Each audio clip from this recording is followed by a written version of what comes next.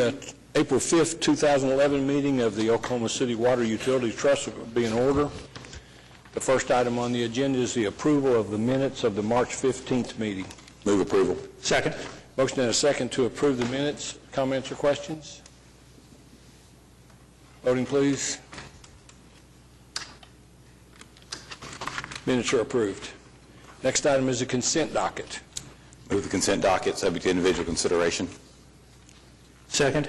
We have a motion and a second to approve the consent docket. Are there items to be discussed separately?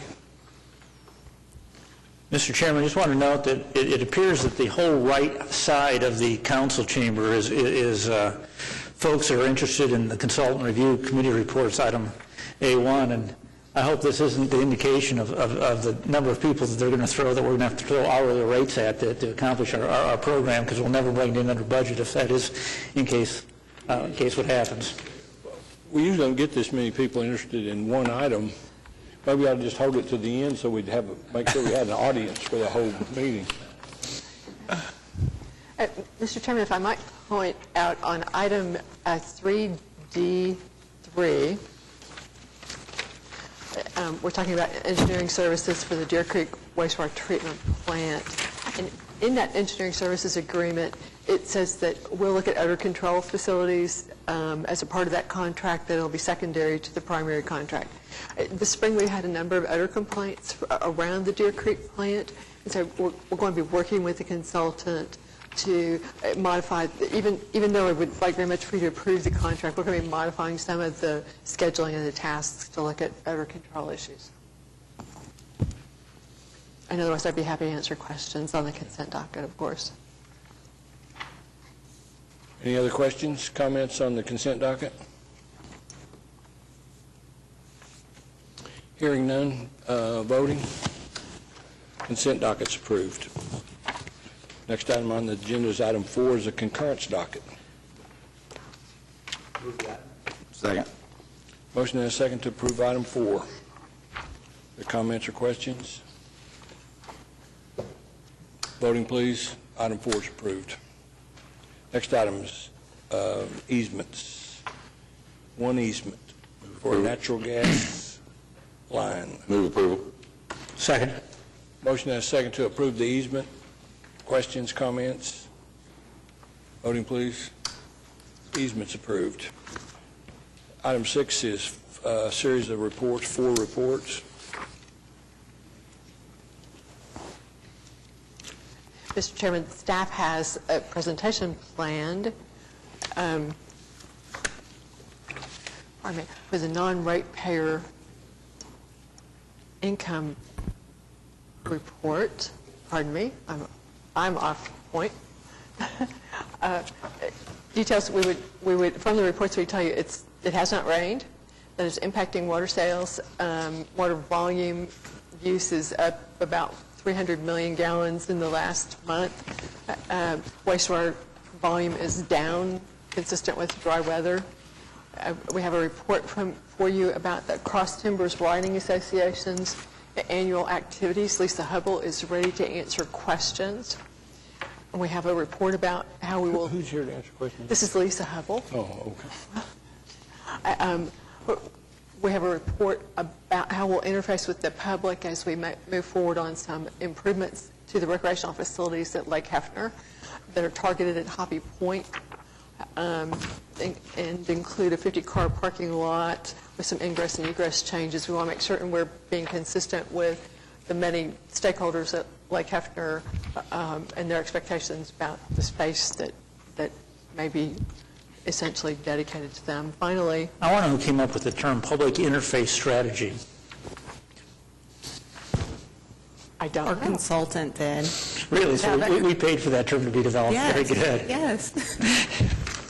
Very nicely, too. And finally, we have a question for AQUA in report D, which is we're pursuing improvements to the Lake Stanley Draper Marina. We're very excited about those. The question would be whether we should go ahead and install a fuel dock, or whether there are adequate fuel, whether fuel is accessible elsewhere to a point where we don't need a dock at a lake. This is a sort of question, I guess, about what we feel the users desire. Is there a fuel facility like Yes. No. The current facilities that were damaged by the tornado, the wet stalls were removed in order to prepare the lake bottom by removing dirt so that we could accommodate boats at more depths. We had to remove the courtesy dock, which had the gas dock pump on it at Draper, and the question is whether or not we should invest funds to put another one back with that. And we have the issue of dealing with the gasoline tank, the 1,000-gallon gasoline tank at Draper is underground right now, and we have to bring it up to current standards. And Triad, Robert Williams is here that could discuss about that issue further if you'd like to do so. But at Lake Hefner, we don't currently have gas. We have had it in the past, but don't currently. No, not at Hefner. We've survived without gasoline at Hefner. We do have a sewage cleanout station at Hefner and at Draper. The Draper facility for sewage cleanout was moved out of the way so we could extend the breakwater, and we will put it back when we're complete with that effort. So there's not gasoline available on the lake at Hefner? No, there is not. Is there gasoline available off the water? When the gas was originally installed at Draper 17 years ago, No, I'm talking about at Hefner. at Hefner, yes, you can get gasoline nearby within several blocks. Are we not provided by the trust? No, Okay, at a station. there are no city It is a little trust- different for Draper where you don't have any Go to Sooner come to Road my house. or 240, right? Gasoline's getting closer, but it's not on the lake at this point.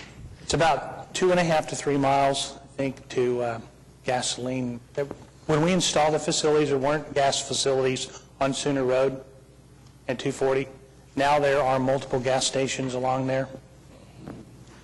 And Lisa, additional details about the off-road vehicle team? The ORV team?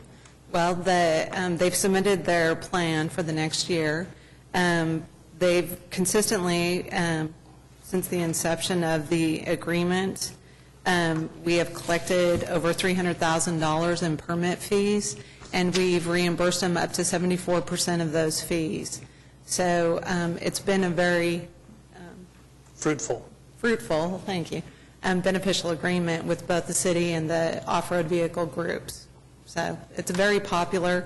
Matter of fact, last month when they had their event in early March, we received compliments from participants from out of state complimenting us on having such a nice facility in a metropolitan area. So it seems to be How going much very well. damage was done to the facility by that fire? Well, it's interesting that you should ask that. It was about 20 acres, and it started near, I believe, Space 38, which is towards the north side of the campground, and it burned north from there, and they were able to contain it quickly. It didn't cross the road, though. It didn't cross West Stanley Draper Road, so that was a good thing, actually. Started with a camper Yes. cooking outside. And ironically, as part of the presentation, one of our projects was to rehabilitate the campground after the May 2010 tornado. So it had just completed a couple of weeks earlier. We did have 2 pads that burned, but it was minor damage. We were very lucky, actually. Well, watching it burn speaks volumes for the idea of a controlled burn out there. I mean, it was just gone just like that, and I'm surprised it didn't burn more than that. I happened just to be there at the time it started, and just within probably 2 minutes after it started. Yes, we were very fortunate. It was a monster within 5 minutes, and to hold it to 20 acres is really something. But I do think that anybody that saw it, and I talked to Chief Bryant about it today, it's a commercial for controlled burns. I'm telling you, it is, because we We have, there's estimates that most of that area hadn't burned in 50 years, and it's got not just storm debris from 2009 or tornado from 2007, it's got stuff on the ground from 1947. So, Yes. well, I know that facility does well. I'm by it every weekend. I'm by that, and I know how well it does. I can see the number of cars that are parked there in the parking lot, and the number of people that are using that camping facility, probably triple what used that facility before we moved the ATVs down there. So, and we've got the whole lake back except for that one little place. So that's a great program. It's a very good program. Well, a lot of projects on today's agenda are related to the non-ratepayer CIP projects, and so, I'm sorry? Oh, We need them almost. oh, okay, sorry. 7D down the list a little bit. My question about whether or not it makes sense to put water back on the lake would really relate to both the environmental problems of the in-ground tank going to an above-ground tank, and also the cost of doing it. I mean, we need to figure out what that's going to cost us, and then make a decision based on that. I don't know what the utilization is. Obviously, if people have relied on it in the past, it's probably fairly well utilized. But We think that the gasoline facilities are something of a hindrance to themselves because you essentially, the size tank that we've had, you have to virtually empty the tank before you can order another load of gas. So there's some lack of balance there that could be accomplished with a slightly larger tank. And well, there's gas available at 104th and Sooner now, which wasn't available, I'm sure, when we put that out there. right. How do we price the gasoline that we sell out there? The way things work right now with the privatized concessionaire, the privatized concessionaire has to purchase the gas. We have to maintain the concession facilities and the marina facilities. So Aquit bears the burden of maintaining the recreational facilities. The cost of replacement would be ours also. So at this point in time, we will sell on the range of 3,000 to 5,000 gallons of gasoline a year. The facility costs in a range of $143,000 is the Triad estimate to prepare the facility and bring it up to requirements. And so it will not make the investment back. It's more as a convenience to the users. How do we make any money out of it? It does not. Even when the I'm not trust... talking about net. I'm talking about how do we make any money out of it? We don't. I'm not talking about net. If they buy the gas, the marina operator buys the gas and sells the gas. Yes. Do we get a percentage of that? No. Then we don't get. It'll never pay for itself. Exactly. I mean, it wouldn't matter if it was selling 50,000 gallons a year. The cost of the fueling facilities can be rolled into the amortization when the wet stalls are rehabilitated. If we And recover it that way? and recover it over a 30-year period based on the fees that are charged for the wet stalls and the dry stalls.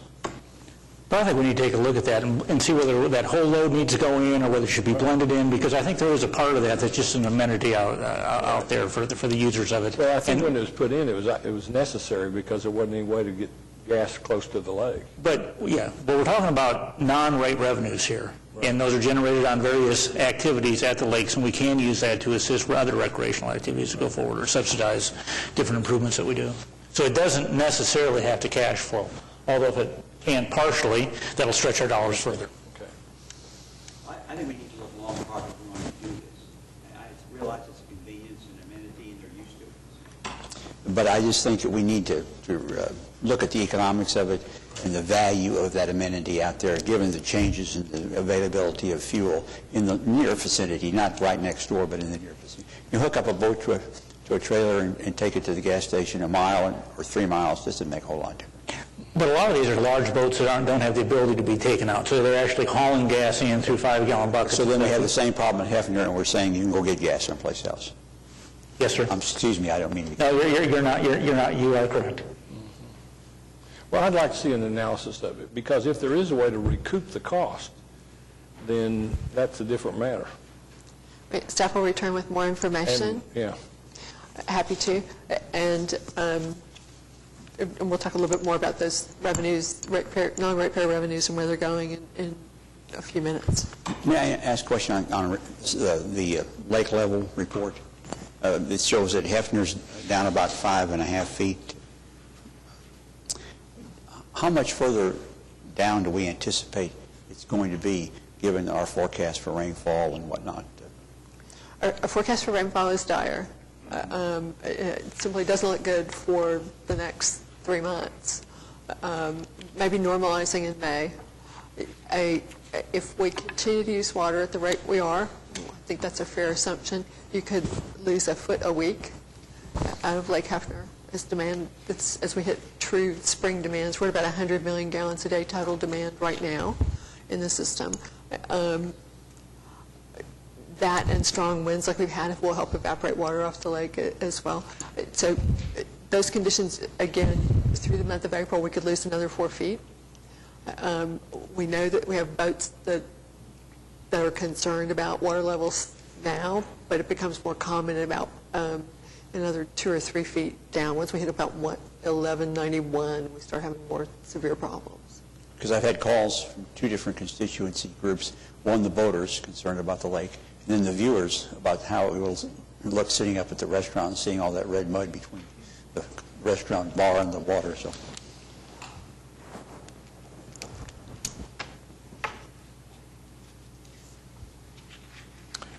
Any other comments on the reports? Move we receive the reports. Have a motion and a second. Do we have a second? We do have a second. Have a motion and a second to receive the reports. Hearing no further comments, voting, please. Reports are received. Next item, item 7, item to be considered individually. The first one is adopt a resolution authorizing payment for condemnation proceedings at the South Canadian Sanitary Sewer Relief Project. Move approval. Motion and a second to approve item 7A. Are there comments, questions? Voting, please. 7A is approved. 7B, approving the reconstruction of Fred's Fish Camp Road at Lake Atoka. Move approval. Have a motion and a second to approve item 7B. Are there comments or questions?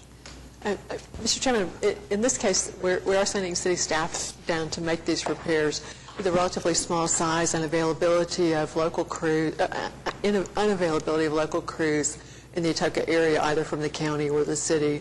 It caused us to take this action to get the road repaired relatively quickly, and we think at a modest cost for the work we have to do. We have additional work to do on roads at Lake Hefner once we finish the work going on at the dam on the Lake Hefner, once we finish the work at Lake Atoka's dam drainage system we'll be working on, we'll bring you back information about those roads as well.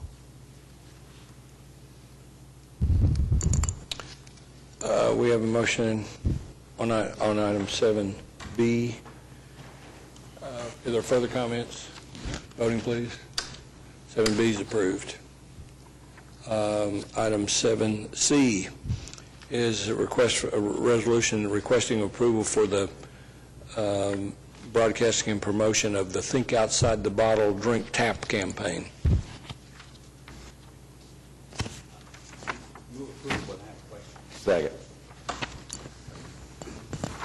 Have we established some kind of a goal or objective, what we hope to accomplish with this? And if we do, how do we measure it? Do we have any, whether you're looking for a reduction in sales of bottled water or an increase in the, our water usage? Would it be measurable given the, relatively minor amount we're contributing to this?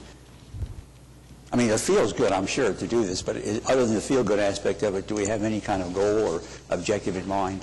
No, I don't believe it is measurable. I think bottled water is such a large volume use that it would be difficult for us to see a true impact. It is a message being offered by by water utilities across the country.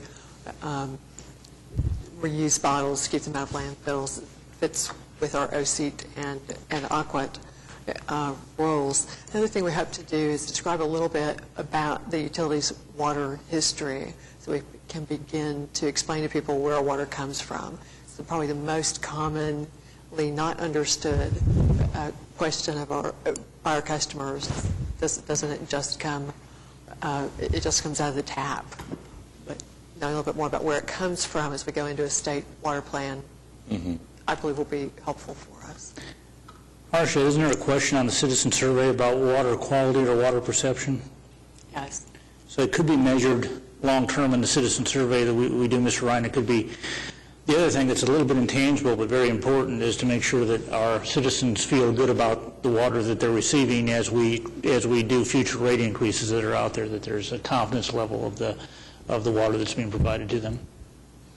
Again, that's not tangible, but the tangible portion of it could be off the citizen survey that we do. I think that's important, and I think, the fact that a couple of years ago we won a prize for the best water in America kind of thing, I think that's important to keep in front of people's minds. But I think that it's in discouraging the use of bottled water, I think is a worthwhile objective. It's just we're putting some money into it, and I'm sure it'll do some good, but it's hard to tell how much. Fortunately, it's not a lot of money. We have a motion and a second to approve item 7C. Further comments? Hearing none, voting please. Item 7C is approved.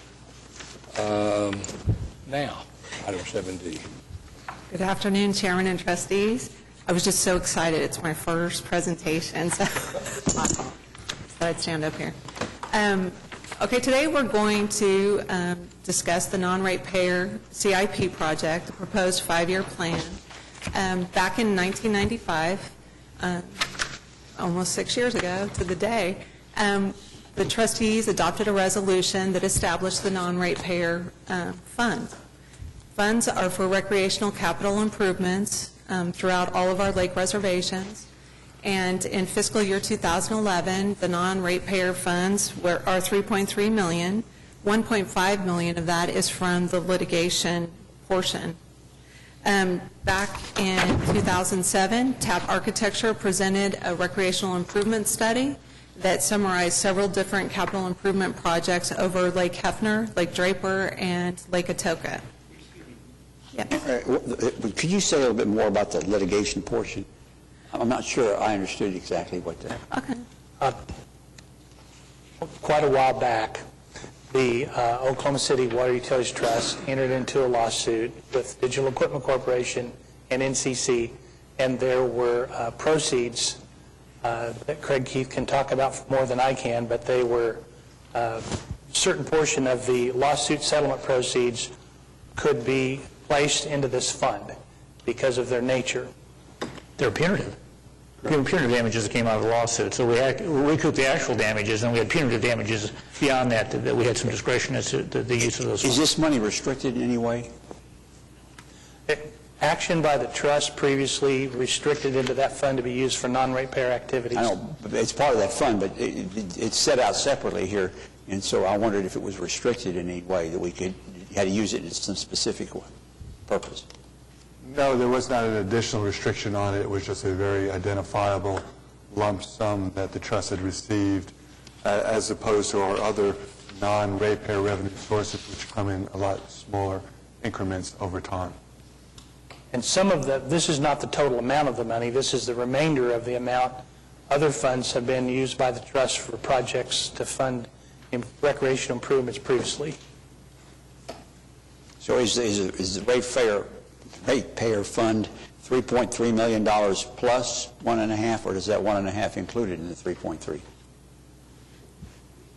The 3.3 million is the summation of 1.5 million of litigation remaining proceeds and non-ratepayer monies that have been accumulated primarily to fund financing of the wet stall rehabilitation project at Draper when we get to that point, and any other project the trust wants to pursue.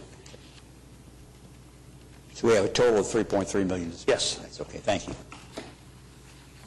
You're welcome. All right, one of our biggest projects that we have is the Lake Draper Marina and wet stall replacement. It was item 6D under your reports. The project is WM0081. Right now, it's slated for fiscal year 2011. As we speak, Triad is preparing the plans and specifications. We're estimating the project to be approximately $3 million. We're proposing that $2 million of that be funded through a 30-year ratepayer loan, and $251,850,000 funded from ratepayer funds for a water line improvement, which is included in the plan, and $748,150 for the funded from the litigation settlement fund. And then the question, of course, was the gasoline services and whether they'd be provided, and as you previously directed, we'll prepare a report for that, comparing it. The next project that we have scheduled for this fiscal year is the Lake Draper Marina Point 22, and its ramp improvements. It includes a new boat ramp, courtesy dock, and parking improvements. This is currently under construction. The project's with TAP Architecture, and it's estimated, it's a two-phase actual project. The first 150 days are the ramp improvements and the parking lot improvements. This is the Area 2 south of the marina. And then they'll have a break. Then the second phase is 150 days, and that'll be the docks, the courtesy docks. They're waiting for the lake levels to increase in order to install those docks. And Lisa, this is the money for all three docks. That's right. It's three different docks on Lake Draper. Okay. The next project, which I mentioned previously that was just finished last month, is the Cross Timbers Campground rehab. It was approximately $72,000, and we have a couple things we're still finalizing. They need to lay the wood chips there and the tent pads, and there's only a couple other things they need to clean up, but it's pretty much wound down now.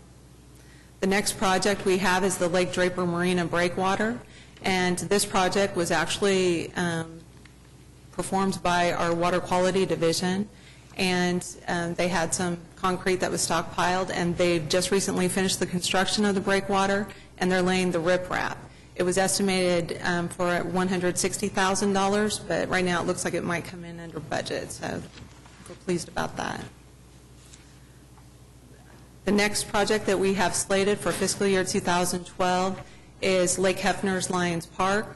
Last year, the Lions helped to do improvements at this park. They organized volunteers, and as you can see, the Parks Department headed that effort. And the road that leads to the park is in poor repair. There's a lot of potholes, and so currently we are developing the plans and specs for this project. We're proposing that $260,000 be funded from non-ratepayer, but then there's a portion that is dealing with the drainage related to this area, and that is $440,000, and that will be paid by ratepayer funds. The next project that we are proposing is for fiscal year 2013. It's a rehab of the Lake Draper concession building. As you can see, the building's in poor repair. The restrooms need to be rehabbed, and they need to update their heating and air conditioning unit.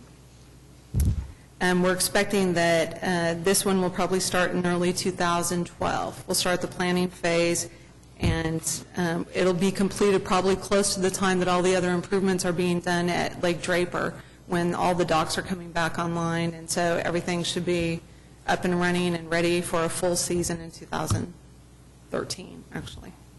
The next project we have is Lake Draper Point 11, and this is a fishing pier with a 400-foot walkway from a parking area. The estimated construction cost is $150,000. We're expecting that this project would start in the first quarter of fiscal year 2014. The next project we have is Lake Atoka Playground Area. That's another fiscal year 2014. It's replacing an existing concrete ramp and a possible courtesy dock. When we get closer to the project, we'll probably examine that. And the estimated construction cost is $80,000. And we're projecting that this project will probably come in towards the last quarter of 2014 because it will be in conjunction with the project that's later on the road down here, which is the Atoka Fred's Fish Camp project. So we'd like them kind of closely related.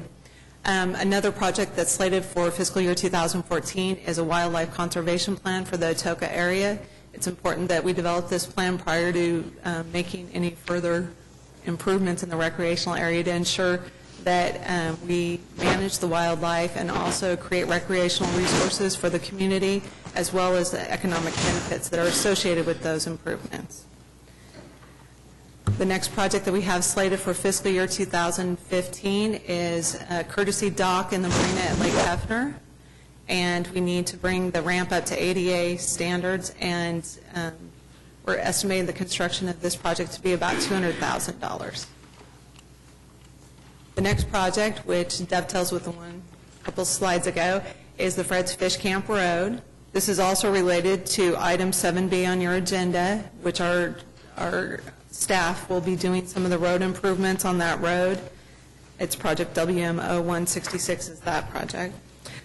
This project in 2015, it will include a roadway up into the area where they're making improvements right now. It'll include a concrete parking area and 11 parking spaces and a new boat ramp and a courtesy dock, sorry. Another project, this is also was on your agenda as far as the public interface strategy, which item 6C is the Lake Hefner Hobie Point Leeward Sales Project. And as you know now, we are starting to conduct the public meetings to garner input on the planning of this project. It will include a courtesy dock, asphalt parking, ADA accessible fishing area, a boat ramp, and we're estimating the construction to be at $550,000. And I want to make a comment on the boat ramp. We're not talking about a ramp that boats would use on trailers with vehicles. We're talking about ingress, egress for kayaks and sailboats that can be carried by people as a totally separate kind of ramp. That's a good point. I'm sorry. I should have clarified that. All right. So some of the revenue sources that we have for the non-ratepayer fund are leases. The leases we have with the East Wharf Management Group, West Elm Creek grazing and residential leases, and cell tower leases. We also utilize our oil and gas proceeds towards this fund, the rental fees for wet and dry stalls at both Lake Hefner and Lake Draper, and then the permit fees for boating, camping, and of course the off-road vehicle permits.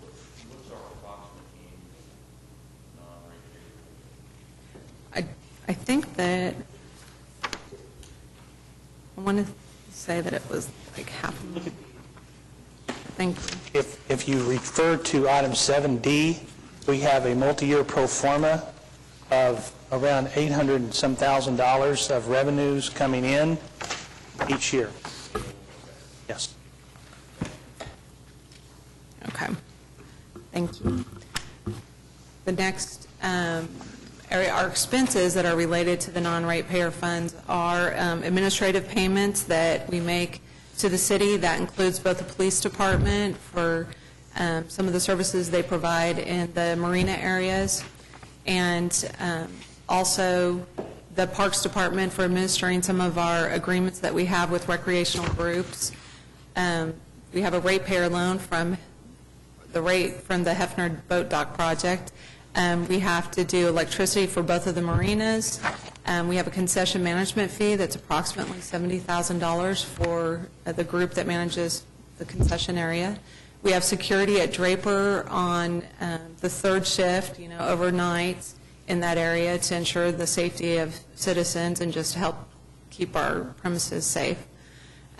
We have the ORV agreement with Cross Timbers where we reimburse them for management of the off-road vehicle course. And then we have the operating costs for all the reservations, Hefner, Draper, and Overholser. So miscellaneous type of fees that we deal with. And that concludes my presentation. If you have any questions. Thank you.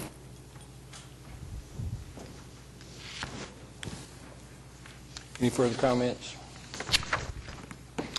Next item on the business, on the agenda is new business. We need to make a motion. Do we vote? approve the financial plan Second. and approve. Okay. Have a motion and a second to approve the financial plan on the non-ratepayer funds. Are there any further comments? Voting, please. Financial plan's approved. Next item is the new business. Is there new business? Comments, trustees, staff, citizens? We're adjourned. Thank you.